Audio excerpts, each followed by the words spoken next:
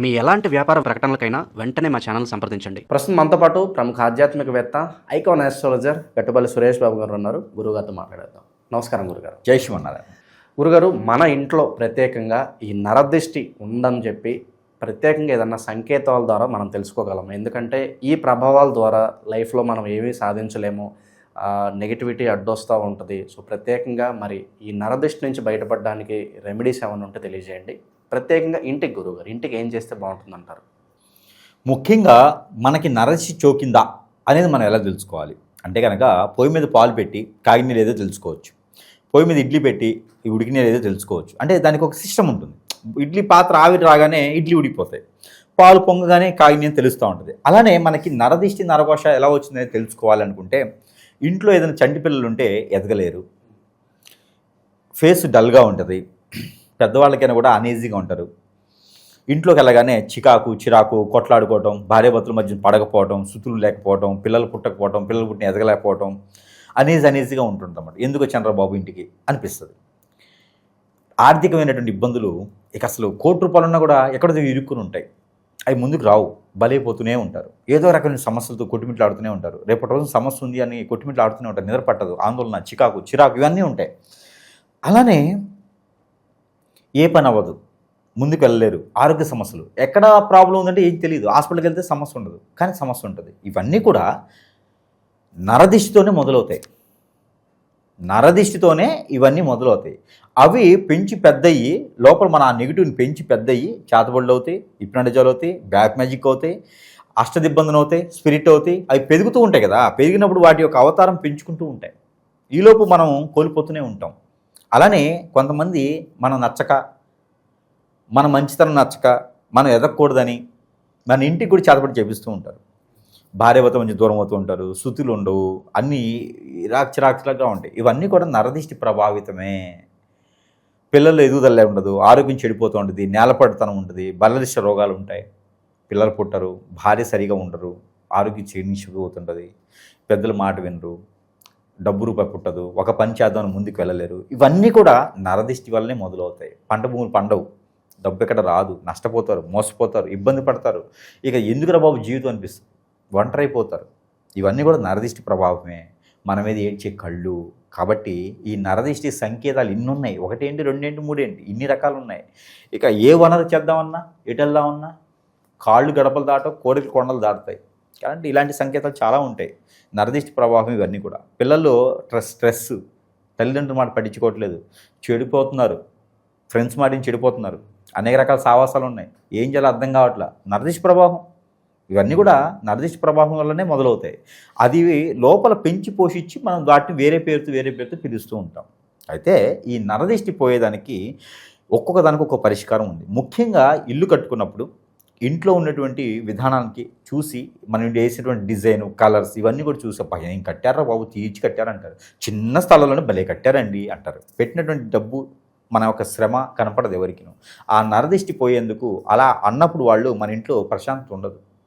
ఆ నరదిష్టి పోయేందుకు చిన్న పరిహారాలు ఉంటాయి. అవి ఏంటంటే గుమ్మడికాయ తీసుకోవాలి ఒకటి, ఇంటికి గుమ్మడికాయ ఒకటి తీసుకొని ఆ గుమ్మడికాయ మీద కర్పూరం పెట్టి వెలిగించి ఆ ఇంటికి క్లాక్ వైజ్ 7 సార్లు, యాంటీ క్లాక్ వైజ్ 7 సార్లు తిప్పేసి ఆ గుమ్మడికాయను పగలగొట్టకూడదు.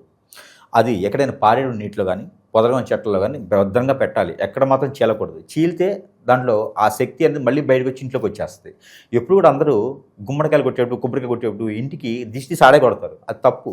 ఆడే కొడితే ఆ చెడు నెగిటివ్ అందులో యాడ్ అవుతుంది, మళ్ళీ పాల్గొట్టగానే మళ్ళీ దుస్సుమని లోపలికి వచ్చేస్తుంది. కాబట్టి అలాంటివి చేయకుండా దిష్టి తీసేసి ప్రతి ఒక్కటి కూడా ఎక్కడైనా బయటపడేయాలి. నిమ్మకాయ 2 బగ్గల దాకా కోసేసి బద్దలు కోసి ఎడిదొడి పెట్టకూడదు. కోసిన తర్వాత రైట్ సైడ్ది, లెఫ్ట్ సైడ్ది ఇట్లా ఈ టైప్లో, రైట్ది లెఫ్ట్, లెఫ్ట్ రైట్ ఒకేసారి ఇలా వేసేయాలి. అది దిష్టి తీయకుండా కోయాలి. కోసిన తర్వాత ఇలా వేసేయాలి. ప్రతి గడపలో ఇలా వేయాలి. ఒకదానిపైన పసుపు, ఒకదానిపైన కుంకుమ పోసేయాలి. ఇలా ఎన్ని గడపలు ఉంటే అన్ని గడపల్లో చేసుకోవాలి. శనివారం లేదా శుక్రవారం రోజున ఇంట్లో ఆవు పంచుకుని చల్లుకుంటే చాలా మంచిది. ప్రతిరోజు సాయం సంధ్య వేళ ధూపం వేసుకుంటే చాలా మంచిది. ధూపం వేసుకునేటువంటి దాంట్లో కనుక సాంబ్రాణి, గుగ్గిలమే కాకుండా మనము ఇంకోటి కూడా వేసుకోవచ్చు. బిర్యానీ ఆకు చూర్ణము, దాల్చిన చెక్క చూర్ణము, లవంగాల చూర్ణము ఇవి వేసుకుని కనుక పొగించుకుంటే కనుక వాళ్ళ ఇంట్లో అష్టైశ్వర్య ప్రాప్తి కలుగుతుందండి. ఎలాంటి నెగిటివిటీ ఉన్నా, చేతబడి ఉన్నా, హిప్నటిజం ఉన్నా, వారి ఇంటికి ఏదైనా చెడు చేపించినా, ఇంట్లో ఆత్మలు తిరిగినా, దెయ్యాలు తిరిగినా, భూతాలు తిరిగినా, ఇంట్లో ఒకరికి సుతులు లేకపోయినా కూడా ఉమ్మడి కుటుంబంగా ఉండేలా ఉంటుంది. బయట ఉండేది ఏదైతే నెగిటివిటీ ఉందో, ఏదైతే చేతబడి ఉందో, బయట ఉండేటువంటి నరఘోష, నరదిష్టి ఉందో అవి బయటే ఉండిపోతే లోపల దాకా రావు. ఇక ఇంట్లో వచ్చేసి ఐ కన్ను అని ఉంటుంది, టైగర్ ఐ కన్ను అనేది ఒకటి పెట్టుకోవచ్చు. ఇంట్లో సింహద్వారాన్ని పెట్టుకోవచ్చు. ఇక ముడుపులు లాంటివి కూడా కట్టుకోవచ్చు. ఇంట్లో కట్టుకుంటే కనుక పటిక్ కట్టుకోవచ్చు. ఇంటికి పటిక్ కానీ, లేకపోతే కనుక ఎర్ర కలర్ క్లాత్తో ఉన్నటువంటి ముడుపు కానీ, కొబ్బరికాయ కానీ, గుమ్మడికాయ కానీ, ఏది బూదురు గుమ్మడికాయ కానీ ఇలాంటివి కట్టుకోవడం ద్వారా మనకి నరఘోష, నరదిష్టి అనేది దగ్గరికి రాకుండా ఉండేది అనుకుంటుంది. కాకపోతే ఇకపోతే ఎవరైనా పెడుతూ ఉంటారు అమ్మవారి విగ్రహాలు, అమ్మవారి ఫోటోలు, లేకపోతే ఏదో పెడుతున్నారండి ఈ మధ్య దిష్టి గణపతి ఏంటండి వాళ్ళ బొంద. దిష్టి గణపతి ఎక్కడ ఉంటాడండి? ఇంట్లో గణపతి పూజిస్తాం, మళ్ళీ దిష్టి గణపతిని పెడతా ఉంటాం. అలాంటివి పెట్టుకోకూడదు. అలాంటి పెట్టుకుంటే పాపాలు తగులుతాయి, మనకి ఏ పనులు ముందుకెళ్ళవు, లేనిపోయిన తలకాయ నొప్పులు అవి. అలాంటి దిష్టి గణపతులు, దిష్టి స్వాములు ఉండరు, అలాంటివి పెట్టకూడదు. పంచముఖ హనుమాన్ పెడతా ఉంటారు. ఏందండి అది నాకు అర్థం కాదు. పంచముఖ హనుమాన్ ఏంది ఆడబెట్టడం ఏంది? మనం హనుమాన్ గుళ్ళోకి వెళ్ళి మొక్కుతాము, ఆయన తీసుకొచ్చి మళ్ళీ బయట పెడతా ఉంటారు. వీధి పోటు ఉందని చెప్పేసి అని వినాయకుడిని పెడతారు. అసలు ఎక్కడ సిద్ధాంతం నాకు తెలియదు. ఇది ఏ వేదాల్లో ఉన్నాయి నాకు అర్థం కాదు. ఇది ఇలాంటివన్నీ చేయడం కూడా అనాగరికం. అలాంటి పాపాలు తగ్గుతాయి. స్వామివారి గుళ్ళోనే ఉండాలి, అది మన ఇంట్లో ఉండాలి. లేకపోతే బయట వాకిల్లోనో లేకపోతే బయట ఫోటోల్లో తగిలియటమో, విగ్రహాలు పెట్టి వాటికే పూజించడం లాంటివి చేయకూడదు. అవి నెగిటివిటీ ఎక్కువ వచ్చింది అనుకోండి, అలాంటి విగ్రహాలకు పవర్ ఉంటుంది. నువ్వు ఆ అవతారం గీయగానే పవర్ ఏర్పడిద్ది. ఆ పవర్ ఉండటం వల్ల ఏదైనా నెగిటివిటీ తిరిగి వెళ్ళేటప్పుడు వాటికి ఆ మంత్రోచ్చారణ ఉండదు కదా, వాటికి స్థిరత్వం ఉండదు, ప్రాణప్రతిష్ఠ ఉండదు.